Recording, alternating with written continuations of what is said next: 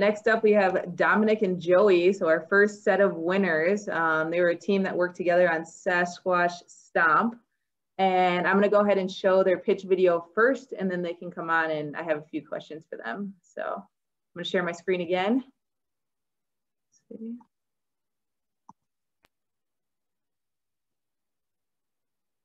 All right, here we go.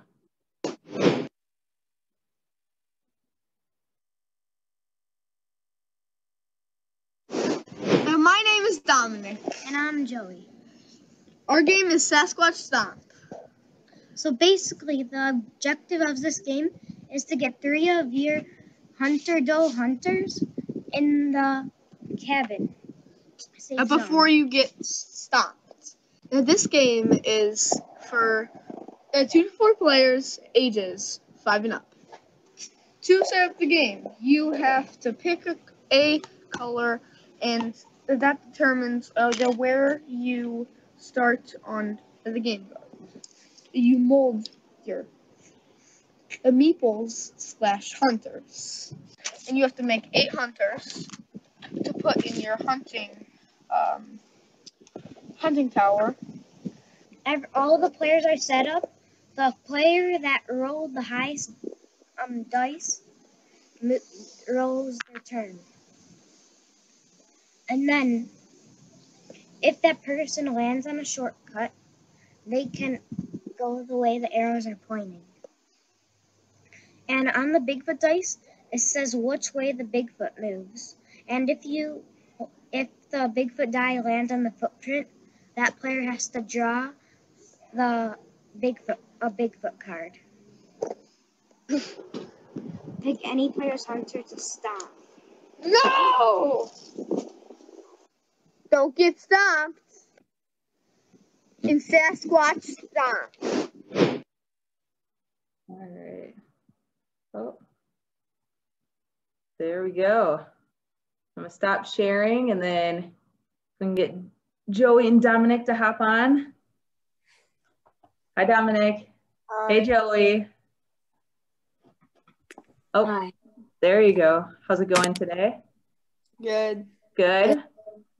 All right. Well, let's jump right into it. So now everyone's seen your pitch video. They know a little bit more about your game. But first, I just want to know, let's say Joey first, what inspired this game? What originally inspired this game is, so when I was little, me and my dad used to go into the woods, and we used to try to spot Sasquatch or find evidence that he is real. And that's how we got the idea of a Sasquatch game. And Dominic really liked the creature too, so we decided to make a Sasquatch game. Nice. And did you ever find any evidence of Sasquatch or Bigfoot?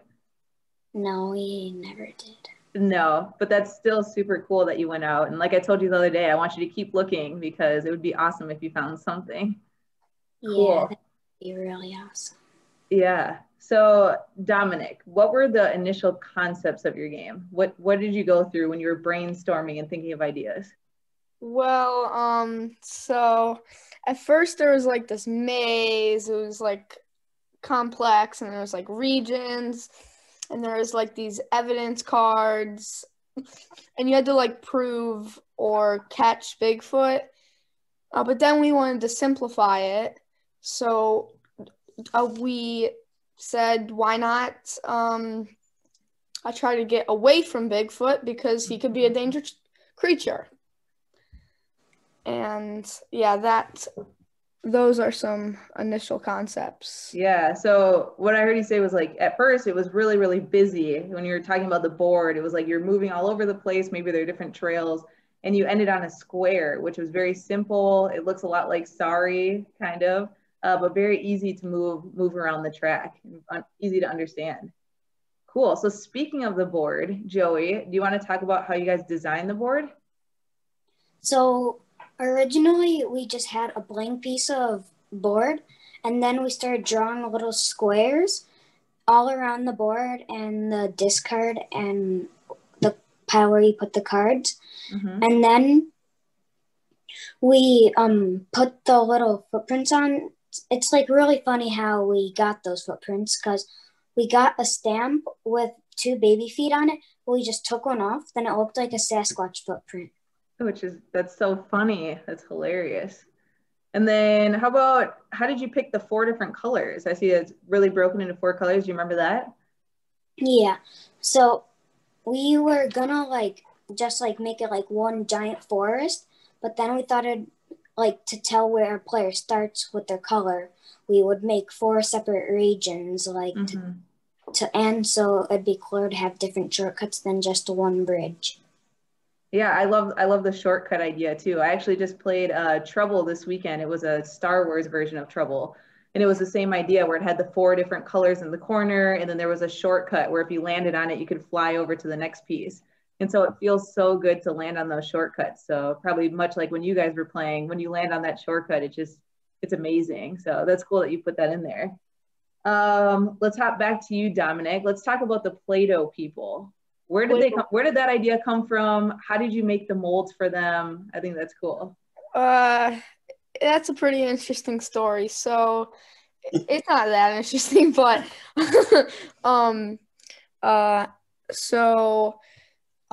we were scrolling through Target, and we were trying to find these people with people molds that could stand up. And then we played a game with meeples, and I thought, why not have meeple molds? Because it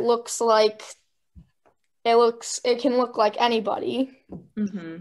And so we our friends had a 3D printer, so they printed 2 of these. They printed 4 sets of 2 of these, so you just squash them together, and then it's 3D, so it can stand up but also be squashed. Nice. And I told you guys the other day, I'm really into 3D printing, so I think it's cool that you guys use that as a tool for your game as well. That's cool. Okay, so we have our board, we have the people. Joey, I need to know more about Sasquatch. Where did the Sasquatch come from? So originally we had this giant Sasquatch, but then it didn't fit on the board. So that same day we got the little baby feet. We got this tinier Sasquatch at a craft store, and it fit perfectly, and it could stomp the little meeples perfectly. And how big was the original Sasquatch? It was maybe double or triple the size of this one. What did you do with it? Do you still have it? I think Dominick does. Oh, Dominic has it. That's funny. I love that you guys found a Sasquatch somewhere, so you didn't have to worry about designing it. You just used something that was already out there, and you just found it, you said at a local craft store. So it's super cool. Let's see. So Dominic, let's talk about the dice. How did the dice change throughout the game? And can you tell people what the dice do? Because I know there's a couple different die that are in your game. Yeah, so at first there was 1 die for the hunter / meeple / traveler, and it's a normal die, and then there was a Bigfoot die that determined how much the Bigfoot moved. And originally it was also 6-sided, but then we added the footprint, so it didn't move as fast. And also we added 2 die, so then say the hunters got moved every 1 out of 4, or how many people you were playing with, so a 1 out of 4 turns, and the Bigfoot got moved every single time, so we changed it to 2 dice. Okay. And then with the 2 die, what you said you could add the numbers, or how do those work? Yeah, so if it was a 2 and a 5, you could split them or have them together, but not a 6 and a 1. Right. Okay. It can only be what's on the die. Right. I like that idea of either it could be 7, or you can move one person 5 and the other person 2. Gives you more flexibility, and you can move your hunters more strategically. It makes you think a little bit more too. Cool.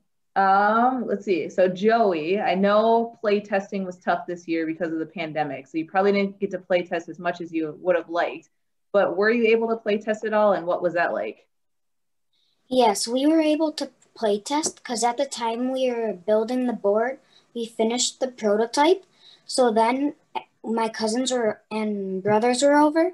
So we all play tested and my cousins and brothers loved it.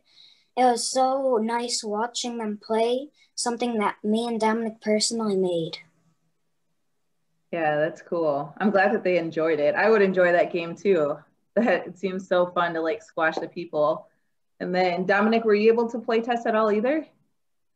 Yeah, I played over Christmas, but and before that, and some of the changes that we made were instead of it was originally 10 hunters, and then we changed it to 8.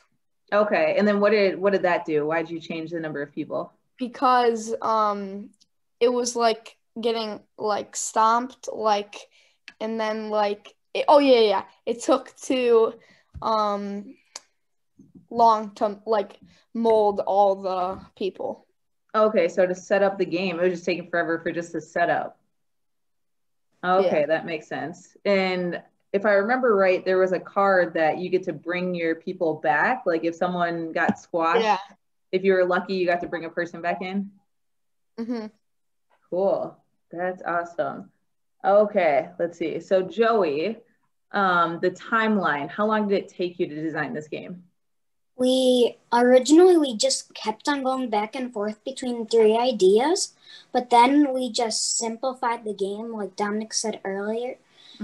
So it'd just be like you go from one place to another. So the process of building it and making the changes took about 2 to 3 weeks. Okay. And you guys did this a part of your class, right? Yes. As well? Okay, cool. I love that there's like teachers that are involved that are doing this as a part of the curriculum in your classroom. So that's cool that maybe you got to bounce ideas off of some of your classmates and work together and stuff too. So very cool. Let's see. So we're rounding up on time here. I guess maybe one more question for each of you. Dominic, I want to know, what was it like when you were watching the award show and they called your name? I see you smiling already, but what was that like when you found out you were a winner? So my family was happy. I was happy. I was pretty proud of myself and Joey. And like, we finished it. We finished the awards ceremony, and I was just like moving and dancing because I couldn't sit still. Do we get to see any of the dance moves right now? No? I'm just teasing you. You don't have to dance for us right now. It's okay. There we go. And then Joey, what about you? What about when you won? What happened? My family flipped out. We had like a mini party. We were calling people. We were dancing around. It was the best day of my life by far. Oh, that's awesome. Do we get any dance moves out of you? No. No, not today. We'll save that. We'll save the excitement. And we saw the video too of the win as well. So very cool. I guess we got one more minute. So for both of you guys then, maybe we'll start with you, Dominic. Do you think we'll see you again? Do you have more game ideas? Do you want to participate in the Young Inventor Challenge again? Yeah, but I think I would like to I do a new game instead of so I could have more experience with it. Yeah, okay. Cool. So maybe finish this game up, call it good, and work on some new ideas. What about you, Joey? We are definitely going to do it again. We have plenty of ideas. Next year, we're going to win it again also. Oh, nice. I love the confidence. Yeah. Well, congratulations again. It was an awesome game. I loved watching the pitch video. I would have loved to play it as well. Maybe one day. Maybe if you guys come to Chicago next year, bring it with. I'll be there and we can play. But congrats, and I look forward to seeing what you guys have for the future. Thank you. Anything else? Thank you. Yeah, cool. Anything else from you guys? Thank you for letting us present our game and speak here about Sasquatch Stomp. It was so great. I mean, I'm amazed. And you know what? It's really fun that you mix like this part of the gameplay with the handful part of making like the little people and the emotions of getting them squashed. As a player, I can imagine how it feels to see my hunter like just being squashed. And you know, I think that's something really important that you're putting in a game. So keep it on, guys. And I think you did a great job. And I am looking forward for your future games too. Yeah. I just want to add to that I really loved hearing about your process, how you talked about how you tried it one way and then it didn't work, and so you changed the numbers and the, you know, how many hunters you had, and you iterated a lot and you went through it and evaluated how it was working and how you could improve it. So it was really great. Good job, guys. You did really well. Cool. Thank you. Awesome. And then just wanted to throw a quick thank you out to Mattel as well, who was their sponsor that chose them as this year's winner. So thanks to Mattel. And I know you guys got some awesome prizes from Mattel as well. Yeah. So Yeah. cool.